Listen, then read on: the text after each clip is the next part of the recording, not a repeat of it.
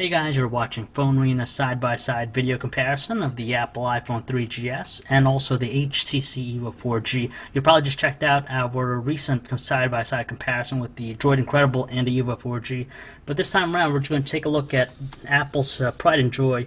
We all know that the iPhone 4 is going to be coming out shortly, but we're just going to show you the 3GS, how it compares with the HTC EVO 4G, just because it's currently available on the market. Alright, so we'll just get right into it, and I'm just going to talk about the design of both handsets and how they stack up against one another. Just from a quick peek right now, you can see that the HTC EVO 4G is a really mammoth device. It's pretty large as compared to the iPhone 3GS, which in fact actually retains the same design and look of the iPhone 3G, which was released 2 years ago. The thing we like about the iPhone is a little bit more curved. We definitely like the materials they use. There's has a premium feel to it. The chrome bezel that outlines the device still accents it very well, and even though it uses this black glossy plastic, which does attract a lot of fingerprints and smudges, it does well in protecting the device. It's a pretty durable material, so it's just constructed fantastically. As far as the EVO 4G, as you can see, it's a larger size screen, a little bit more bulkier, especially if you have smaller fingers, smaller hands. You definitely feel this device to be really packing a lot of weight to it. It's surprisingly thin when you compare it to the iPhone 3GS, even though the 3GS is slightly thinner, but considering that it has a large size screen and a lot of internal hardware that's really high end, it's amazing to see how much they pack in. Of course, the industrial design is there. It's all flush pretty much on the surface. It has a pretty good feel, quality material to it. Mostly plastic, and we do like the soft touch matte material they use in the back with the kickstand, which makes it a little bit stand out more than other devices out there. But overall, both devices have a unique look that make them quite appealing to a broad range of users, and undoubtedly they'll continue to do that just because they stand out amongst everything else out there. Now, the biggest difference, obviously, is just the screen sizes. Now, the iPhone 3GS packs a 3.5-inch HVGA display that has support for up to 16 million colors. So even though the colors jump out quite extravagantly, detail, though, is not as great as the HTC EVO 4G. But again, if it's a 3.5-inch display, it's more than adequate. And in direct sunlight, we really didn't have too much issues viewing it. And the greatest thing that we like about the iPhone 3GS, it has that oliphobic coating, so it resists smudges and also fingerprints. So as soon as we take it out of our pockets, it always looks pristine and brand new. Now, the biggest draw to the HTC EVO 4G is, of course, its 4.3-inch WVGA display that truly separates it from most devices out there. Now, the only thing that we didn't like about it is just that it supports only 65,000 colors as opposed to the iPhone 3GS's 16 million. But to tell you the truth, you really don't notice it too much in the eye, but you do notice the fact that it has a little bit better quality. You could read out text a lot better than the iPhone 3GS, even if it's very small. At the same time, when you use it outdoors, it's perfect. It has pretty good brightness overall, and we really didn't have too much of an issue viewing it in outdoor conditions as well. Now, being a newer handset definitely has its advantages, and it's clear that the HTC EVO 4G has a lot of stuff under the hood that makes it trump the iPhone 3GS. Now, the first thing is it has a 1 GHz Snapdragon processor to make the experience run pretty fast on the handset.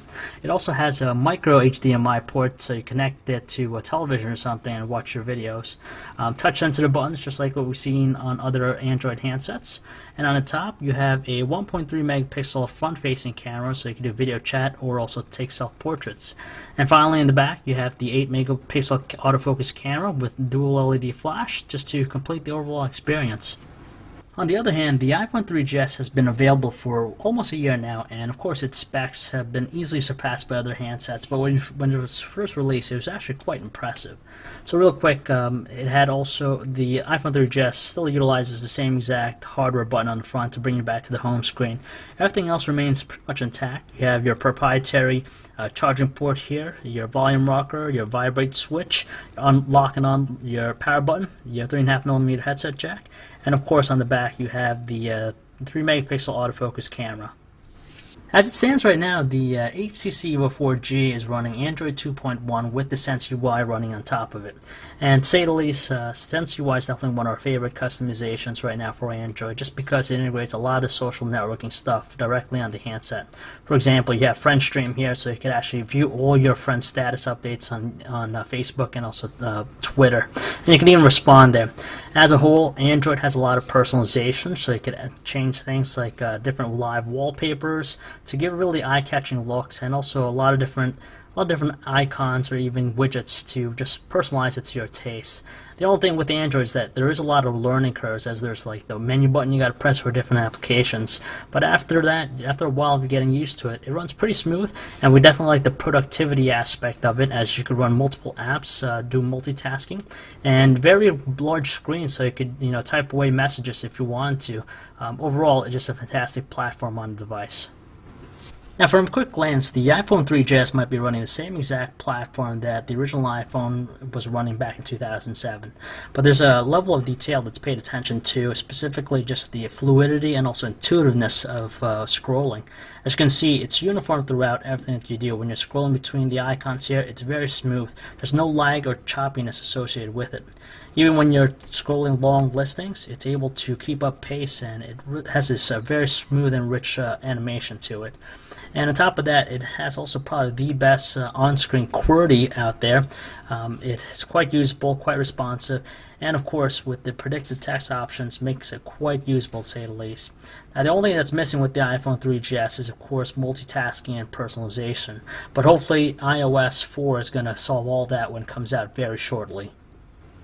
Now, web browsing is pretty good on both devices, and right now we're connected through 3G to AT&T and also Sprint, but we did notice that the EVO 4G loaded up our site a lot faster than the iPhone did. But the unique thing about the iPhone is, of course, you still notice that it's quite smooth when you're zooming in and scrolling.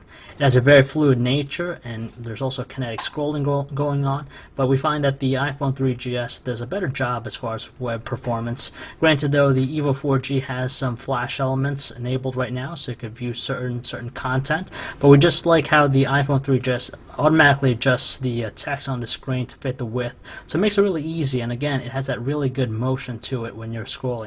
With the EVO 4G, though, it does have a little bit slight lag, but it's not really that bad. It's quite tolerable, to say the least. The other thing is that it always resizes the text to the length of the page, so if you zoom in different levels, it automatically will change it. It's nice, and again, thanks to its detailed display, it makes the experience pretty good. For anyone that enjoys taking photos, either handset is pretty good when it comes to that aspect, but the EVO 4G slightly trumps the iPhone 3GS just because it has a newer and also higher megapixel count of 8 megapixel camera as opposed to the 3 megapixel one that's found in the iPhone 3GS. But of course, it comes down to optics and what kind of images it produces. When we just zoom in this image here that we took with the EVO 4G, it actually shows a little bit more detail than anything else. For starters, you can see some fine details such as the stems and the leaves, and it produces even better, slightly better natural colors. When it comes to nighttime shots or indoor shots, the EVO 4G did slightly better, again just because it has the dual LED flash with it. On top of that, taking videos, the EVO 4G again has 720p capture capability, but we found that the iPhone slightly had better frame rates when previewing the videos. For making phone calls, the EVO 4G did an exceptional job. We just like the natural sounding voices we got out of it. And on top of that, the speaker was a little bit louder than what we found on the iPhone 3GS. With the iPhone, though, we did notice that there was some static in our phone calls and our callers, but it's still quite passable. It didn't really ruin too much of the experience. Battery life is always going to be a concern on any smartphone, so usually you get 1 day's use would be more than sufficient for some people. Luckily, the iPhone 3GS does that. From the time we woke up to the time we went to bed, it managed to retain a charge, and it still we had it set to its middle setting. Where on the EVO 4G, we managed to get a good working day's use out of it, meaning like a 9 to 5 before it required a charge. Again, Android just has a little bit more multitasking and also running apps in the background. We could have saved more battery juice if we didn't have it set to search for 4G connectivity too. So just the way you optimize the handset, you get a pretty good, decent life out of it too. So there you have it, guys. That's pretty much it as far as the side-by-side comparison goes. Depending on your taste and your specific needs, either handset could be the perfect solution for you. For the iPhone 3GS, we do like the fact that it retains that classic look, quality of materials, and also design. And the mobile platform proves to be still quite in contention. It's very quick. There's a lot of uniformity to it, and for web browsing, it's a phenomenal device. And also for multimedia, and the ever-growing app store is always just increasing, so you'll never be tired with any apps. With the HTC EVO 4G, the industrial design is of course a key element that you see at a lot of HTC's product, but a lot of features such as the 4.3-inch display, the front-facing camera for video chat, and also the 8-megapixel camera that shoots 720p. There's a lot of compelling features to make it one unique device, and of course 4G capable if you're in an area that has coverage. So if you'd like to learn more about either handsets or for all latest cell phone reviews, news, specs, and information, you can check us out at phonearena.com.